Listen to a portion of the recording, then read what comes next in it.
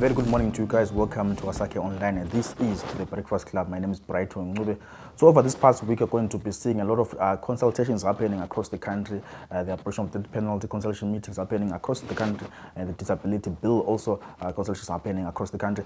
It's quite interesting. The people bill again is coming to play. It's going to be consulting people across the country, hearing their views, what they want to be part of these bills. And joining me today to understand more about the disability bill and what they want to be part of this bill is Tsepang T Nare, to understand more on the issue of disability and also disability police development consultant working with different people across the country, then also in Bulawayo under the Luveve Emakhandeni constituency. Good morning to you, Tsepang. Good morning, Brighton. I'm very well. So let's talk about what you've been working on so far as a disability development consultant.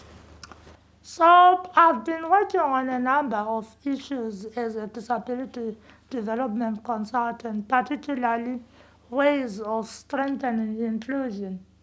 Early this year, I started a program targeting the religious sector. It's called Action for Inclusion. You know, women have their weekly gatherings, Omanyano. So I've visited a number of church denominations to raise awareness on how to make the church inclusive. Then I work mainly on areas to do with governance. We identify issues. I've been vocal on issues to do with inclusive electoral processes, considering that last year Zimbabwe was deciding on its governance trajectory. So I had a Twitter space going on.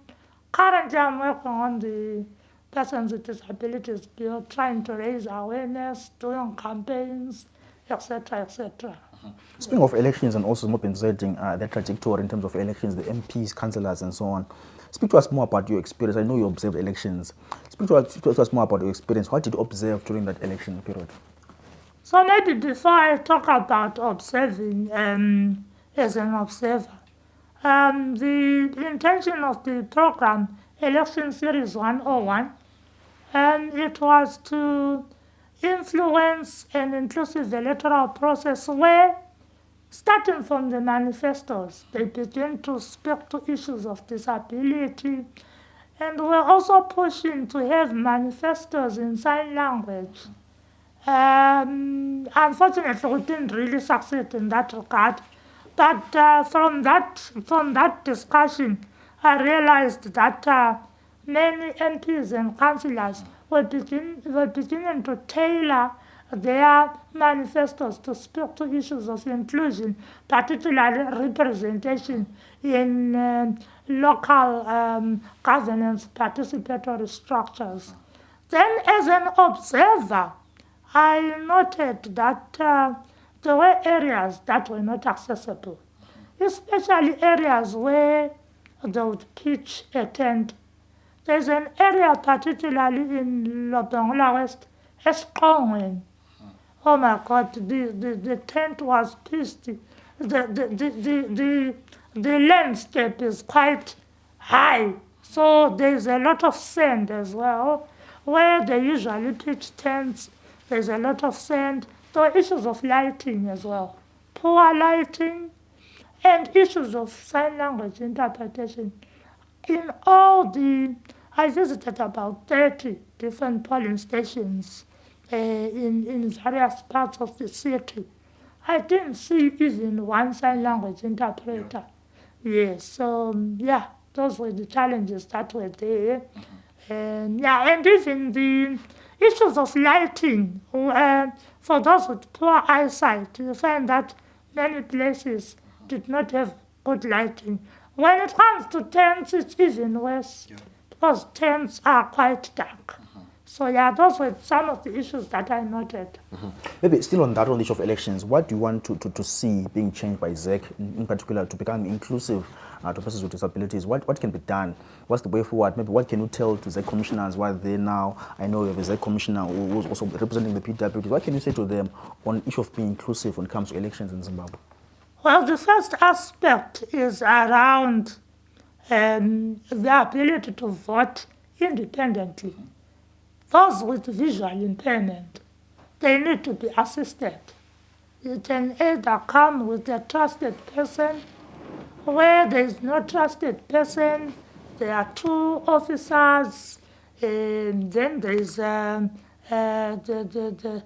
one overseeing the polling station, chief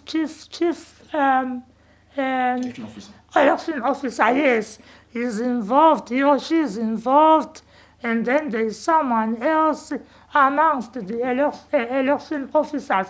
So it's more of a rally of people, and you actually don't know what those people are going to say after the process is completed. You see, people speak, your secrecy of the ballot is compromised.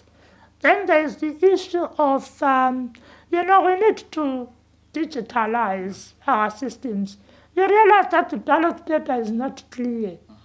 But it's a digitalized system where you just go there, you simply click, and you have actually voted. For the forms that need to be completed, they need to be, printed in large print for those with albinism. And the issue of the actual venue itself, it has to be accessible.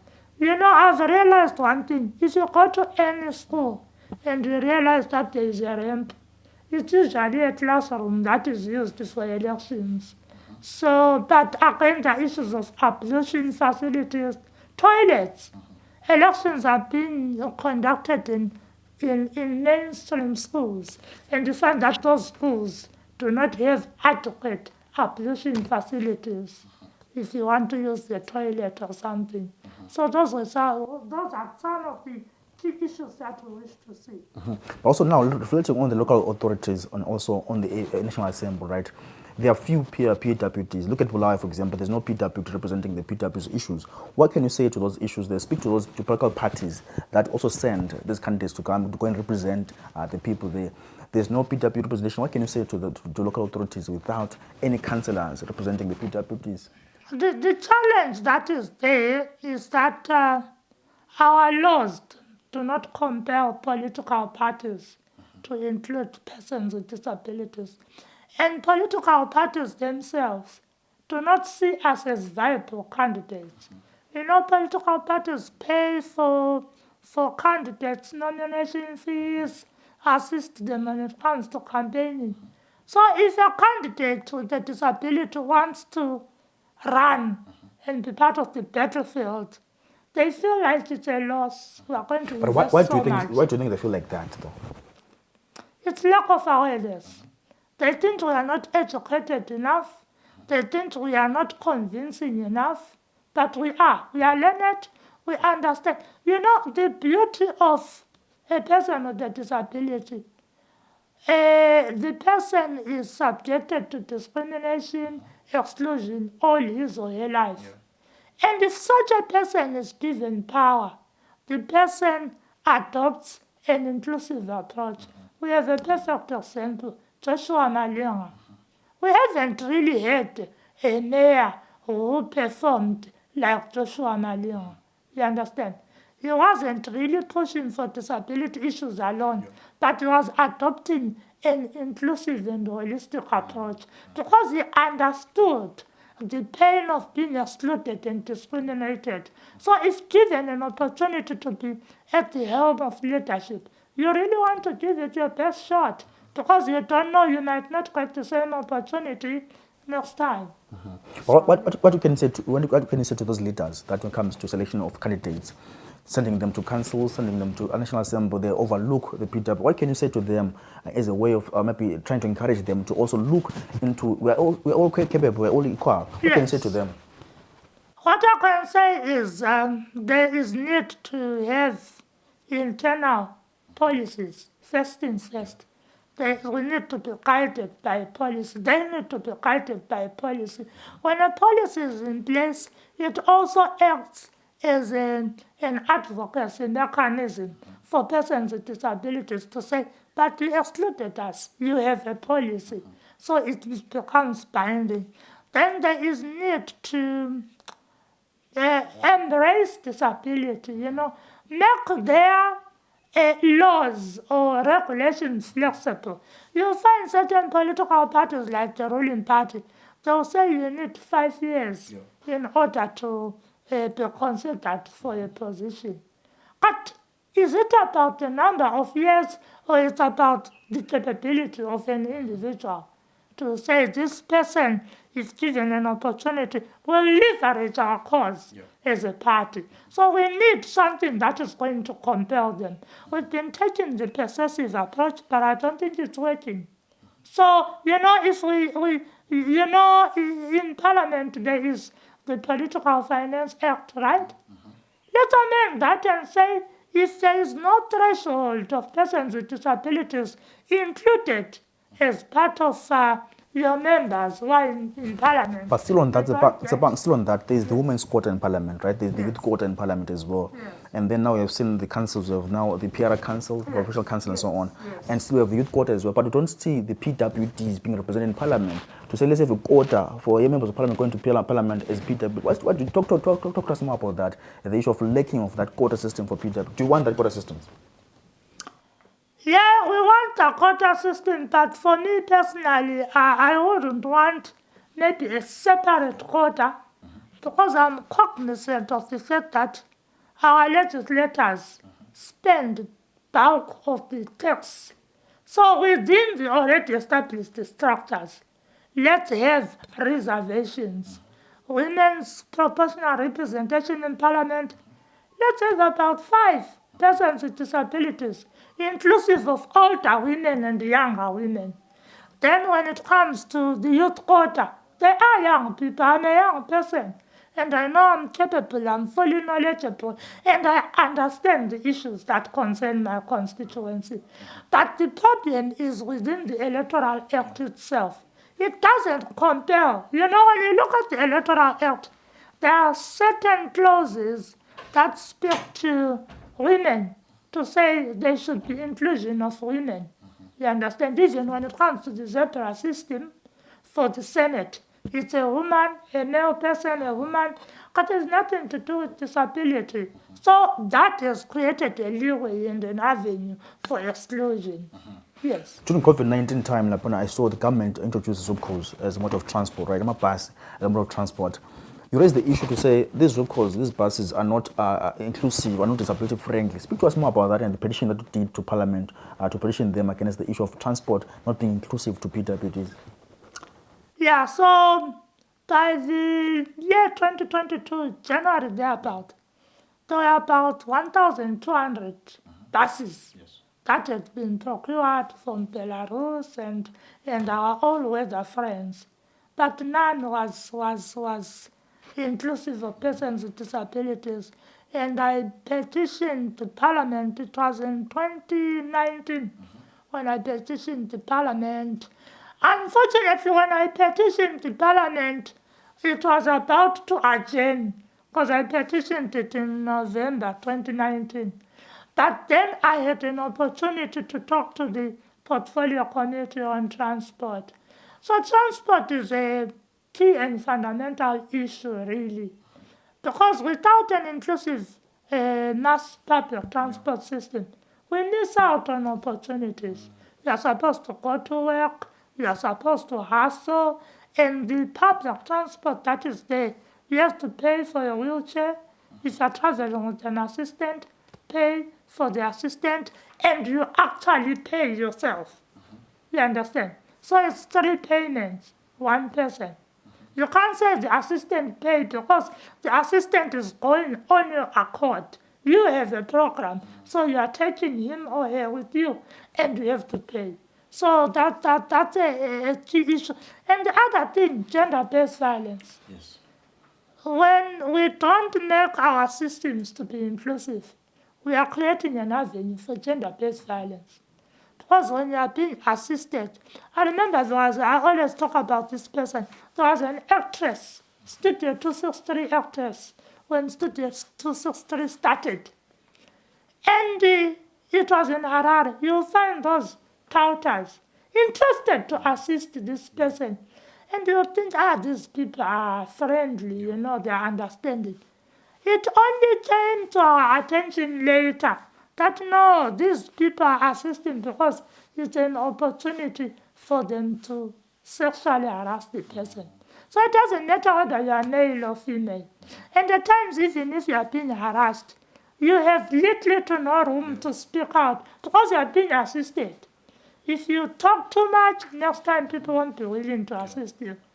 So it's all created or made to be conducive because we don't have an inclusive mass public transport system.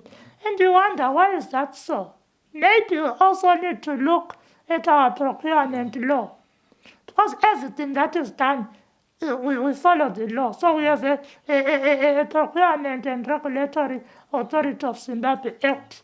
What does it say when it comes to purchasing of such equipment and motorized vehicles?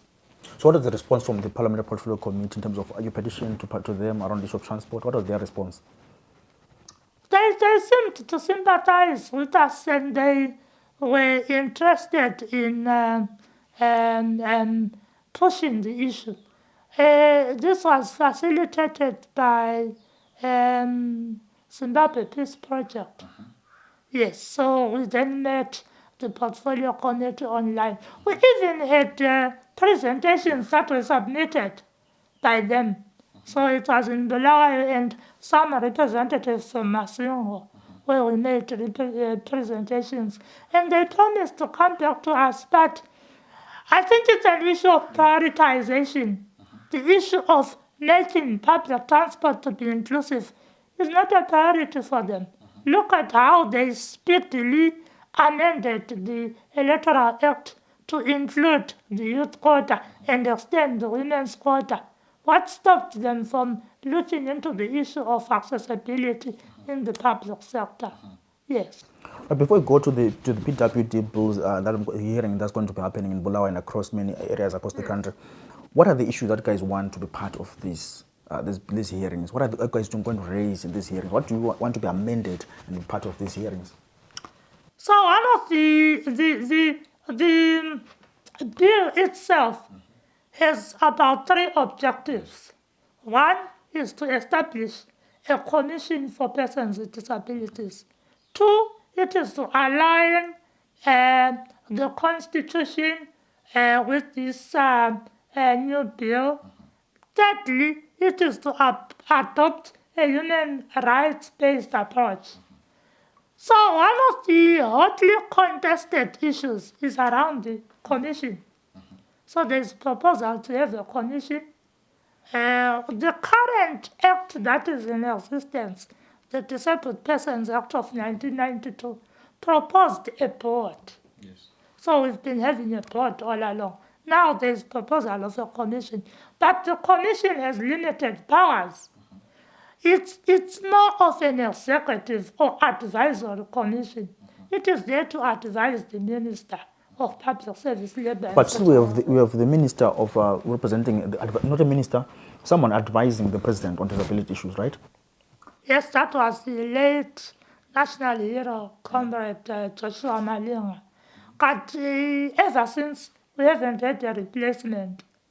And I believe there is a really need to re-strategize when it comes to governance and disability, because that means that special advisor is there to advise the president in the cabinet. But when you are advising, it's up to the head of state to take the advice or not to take the advice. You understand? So we need something that is more binding. It's a good step that we have a representative at cabinet level who is an advisor. But what stops the president from appointing a minister of some sort, with sufficient powers, someone who is going to sit during cabinet meetings to discuss and deliberate? So as I was saying, the commission has limited powers because it's more of an advisory commission to the minister, number one. Number two, the composition of the commission. The commission proposes 5 civil servants to be part of the commission: health, finance, local government, and education, And yes, those are the ministries that have been proposed. And civil servants by nature are supposed to be implementing policies. They play a role of implementing. But when we are now putting them in the commission, when the commission is supposed to have oversight on ministries, agencies, and parastatals, don't we compromise the integrity of the commission? It is compromised. So those are some of the issues. Then again, it talks about fair regional representation, where we are saying all disabilities should be included. But they proposed the 7. Yet we have 10 provinces in Zimbabwe. And even the appointment, organizations of persons with disabilities submit names. Then the minister is going to handpick.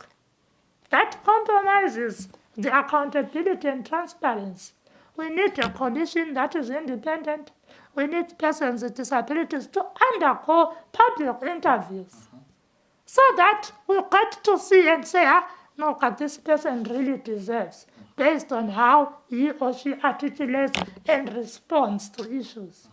Now, if you're appointed and your name is seconded by an organization, it means you always push the interest of the organization that submitted your name at the expense of the generality of Zimbabweans.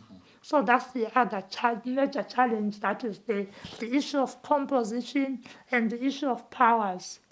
The minister is mentioned about 104 times in the bill. It is said the minister shall, within the powers and competence of his ministry.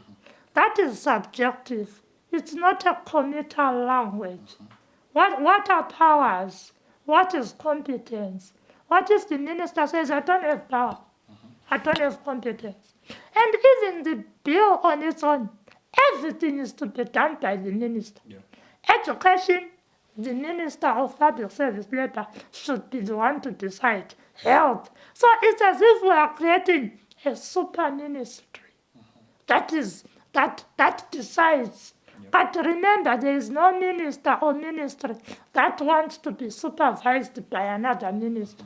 So why not decentralize disability issues? So that's one of the major challenges that we have when it comes to the commission. Then there are a list of rights. Right to education, right to health. But like I'm telling you, that is what is there. You have a right to education, so what? So we need the bill to come up with enforcement mechanisms where we are saying health, for instance, must be free, inclusive, and comprehensive for all, because healthcare is expensive in Zimbabwe, and we are talking of a constituency that is not employed. A survey that was done in Mutare revealed that 85% of the respondents could not access healthcare in Zimbabwe. Then, government came up with a provision called AMTO, Assisted Medical Treatment Order, where if you are not feeling well and you have a document, you can go to any government hospital. You get free consultation, but there is no free access to medication. So even if you are consulted and you are told you have high blood pressure and you can't buy the medication, how does it then benefit the constituents? But that AMTO, again, does not work for local government clinics. So when you fall ill, you are at home. By nature, you are supposed to start from your nearest clinic. Then you get a referral. But at the clinic, you can't use that letter. Mm-hmm. Allow me to pause for that moment there. I know you're starting local governance, final year starting local governance issues there. Let me bring the issue of local governance again to this conversation to say what should be done according to you, Tsepang, in your own view, in your own experience. What should be done to enhance inclusivity in local governance, be it our clinics, be it our transport, be it our education? I know you have been a part of, you started King George, right? The issue of inclusiveness, what can be done, Tsepang, local governance to push for inclusive? we need to adopt devolution. There must be devolution. Like the example that I gave you of failure to access healthcare at local government level. Even if you have that AMTO, you can't use it. So our local government should be tailored to meet the needs of persons with disabilities. Imagine, currently we are adopting AI, we are digitalizing. Why can't local government come up with an application where at the comfort of my home, I can simply make a booking to go. I book if it's 11 o'clock. I know I'll go to my nearest clinic and see the doctor at 11. You understand? Currently, I recently, there was an issue where one of the ministers, deputy ministers, parked at a reserved parking for persons with disabilities in Iraq. And I engaged the local government, asking them to say, when people park at reserved parking, you charge them a fine. Where does the money go? They said, no, we don't have separate streams. The money is collected all at once, even for those whose cars have been claimed. And I said, but don't you think if you created a separate stream, you could use that money to buy assistive devices, especially for learners who learn at your schools, council-run schools, because learners don't have wheelchairs or assistive devices. So, yeah, we need to tailor and make a local government respond to issues. Local government does not have a particular funding for disability. Look at our pavements in town. Some of those things were done during Malinga's time, where they were putting ramps in pavements. But how many pavements have ramps? How many of the pavements are safe to use? Some so well, agla maintenance. And we have so many restaurants, right? And when I was at council, if you want to establish a restaurant, you apply for a development permit, right? If you don't, you are penalized for that. But that development permit does not talk about disability compliance. There's a lot of money that comes through applying for development permits, and they are renewed. Why don't we have a permit or a certificate for disability compliance? When you are starting a restaurant, you apply for a certificate. You pay for it. You renew it. That money will go towards running programs at local government level. And lastly, there is something that I noted. A council works through the committee system. We have a committee on finance, future water, engineering, right? But we don't really have a committee maybe that looks at gender and disability. So you realize that in every full council meeting, committees bring reports. Have you seen a report maybe that talks about disability? There's nothing. So those are the challenges that we have. Tsepang, I know you've been an intern at the local authority in Bulawayo, the City Council of Bulawayo.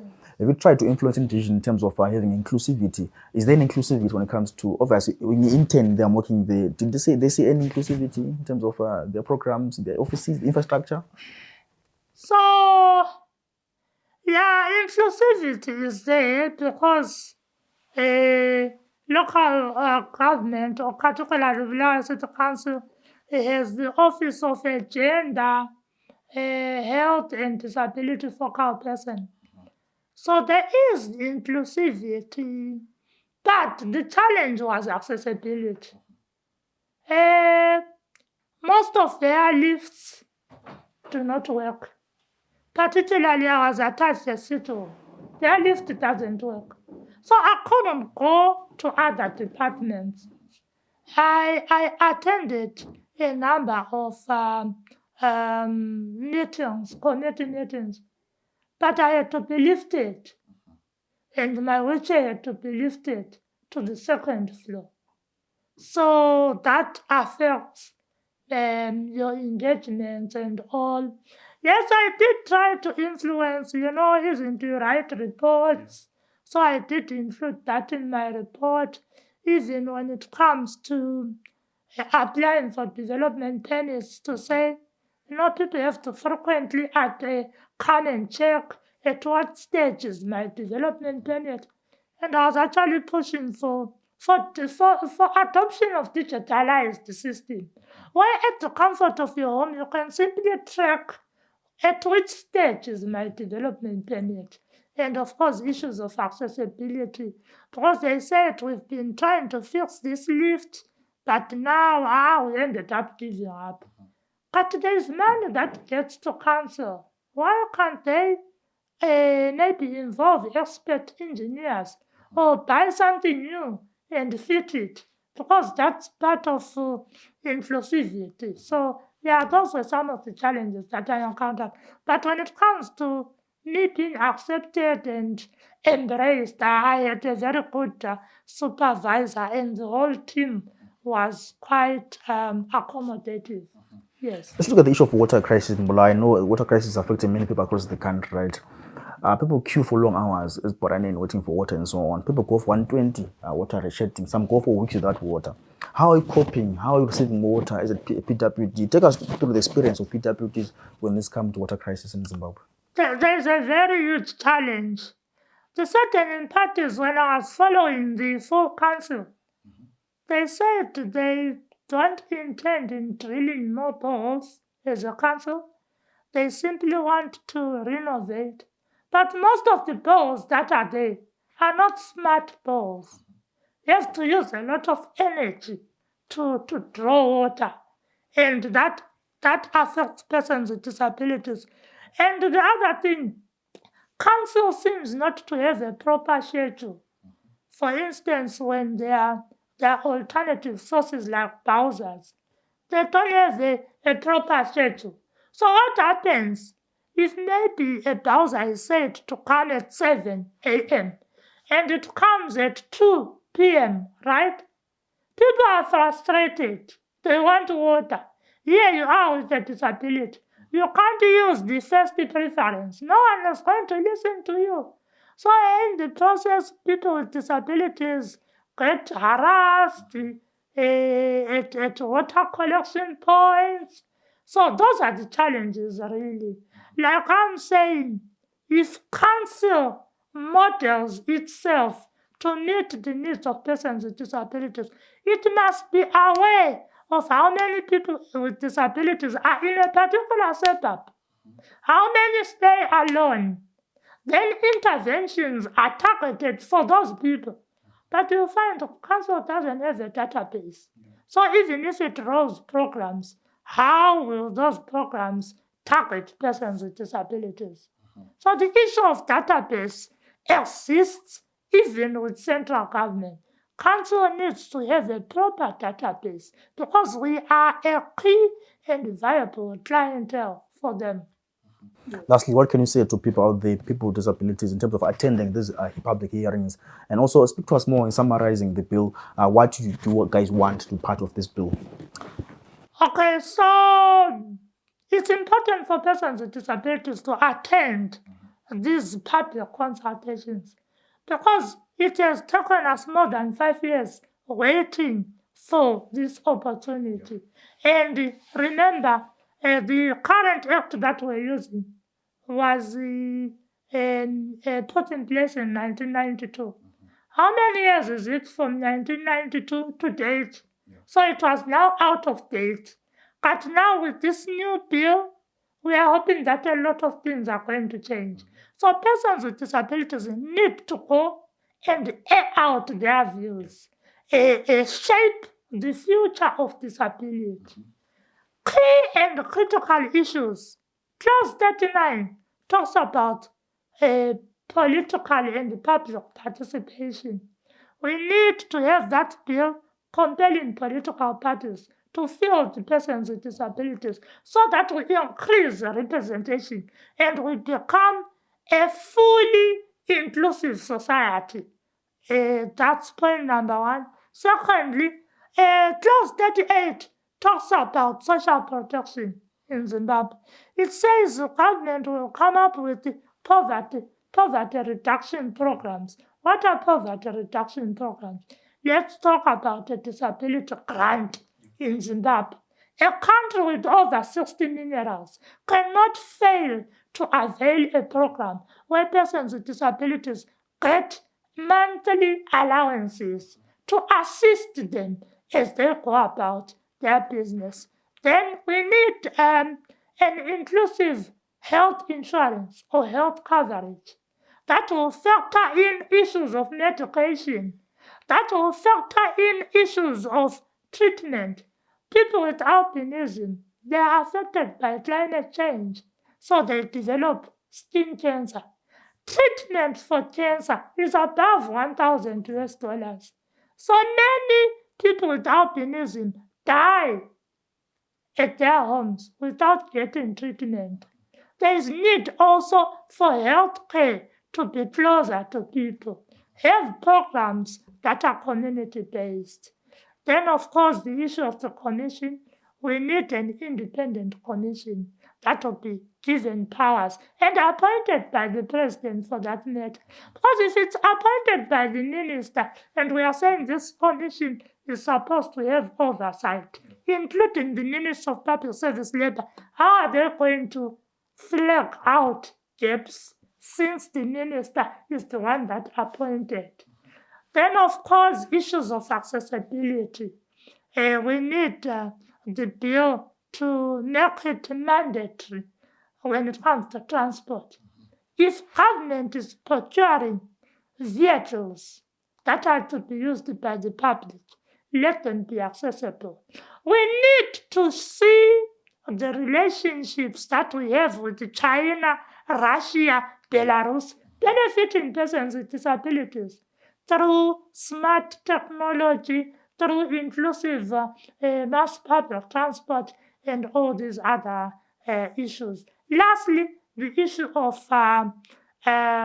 registration of persons with disabilities. You know, during COVID-19, the ministry was actually asking organizations of persons with disabilities for a database. So government does not have a comprehensive database. Even where census is done, you realize that persons with disabilities are left with the disgruntlement over the method of collecting data. So we need the commission to be empowered to register persons with disabilities. A child born today with a disability must be registered so that government knows the appropriate interventions to be put in place. Tsepang, thanks so much for your time for coming through to the Breakfast Club this morning. This was quite insightful and a fruitful discussion. Thanks so much for your time, sir. Thank you so much. Thank you.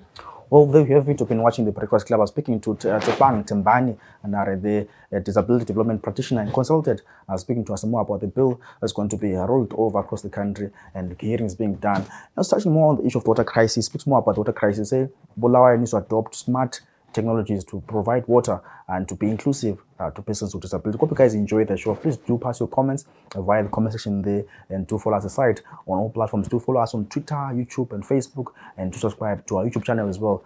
From myself, Brighton Ncube. Hope you guys enjoyed the show. It's bye for now.